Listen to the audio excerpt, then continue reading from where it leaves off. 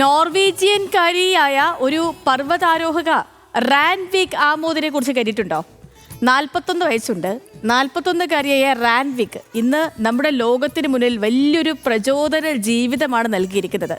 16ാമത്തെ വയസ്സിൽ റാൻവിക് റോക്ക് ക്ലൈംബിങ്ങിലേക്ക് എത്തുകയാണ്. പുതിയ സ്ഥലങ്ങൾ, അപകടകരമാകുന്ന മലനിരകൾ, ക്ലൈംബറും ഫോട്ടോഗ്രാഫറുമായ ഭർത്താവിനൊപ്പം വർഷത്തിന്റെ പകുതി ദിവസങ്ങളിലും അഡ്വഞ്ചർ യാത്രകൾ.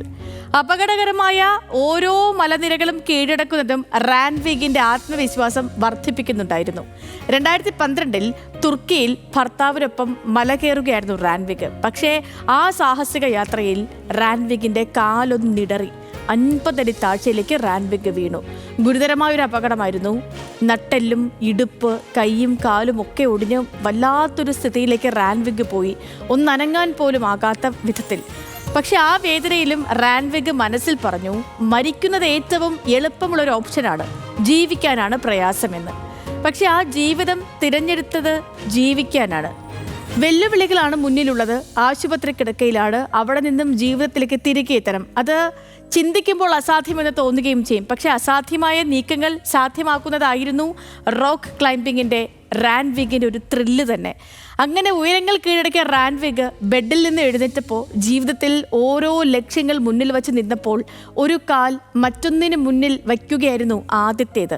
പിന്നീട് അത് വീൽ ചെയറിലേക്ക് മാറി, കാലുകുത്തി നിന്നു, പിടിച്ചു നടന്നു, വാക്കിംഗ് സ്റ്റിക്ക് ഒഴിവാക്കി നടന്നു. പിന്നെ ഓടി. ആ ഓട്ടം പഴയ ജീവിതത്തിലേക്ക് റാൻവികിനെ കൊണ്ടുചെന്നെത്തിച്ചു.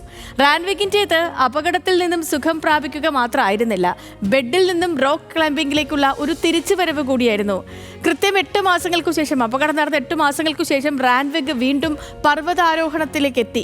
അപകടത്തിനു ശേഷം ആദ്യമുള്ള ഒരു റോക്ക് ക്ലൈംബിങ്ങിലേക്ക് അന്ന് വരെ കയറിയതിനേക്കാൾ കൂടിയ ഉയരം കീഴടക്കി. 2 ഗ്രേഡുകൾ കൂടുതൽ നേടി.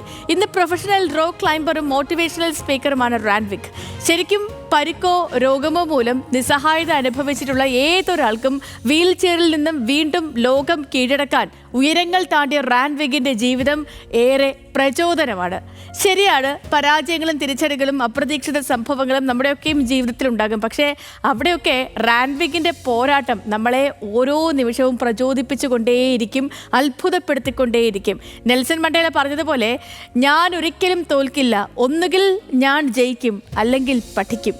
അപ്പോൾ പ്രിയപ്പെട്ട പ്രേക്ഷകരെ, ഓരോ പരാജയങ്ങളും ഓരോ വീഴ്ചകളിൽ നിന്നും നമുക്ക് പഠിക്കാം. റാൻവികിനെ പോലെ, ഒരു ഫിനിക്സ് പക്ഷിയെ പോലെ നമുക്ക് പറന്നുയരാം, ലക്ഷ്യങ്ങൾ നേടിയെടുക്കാം.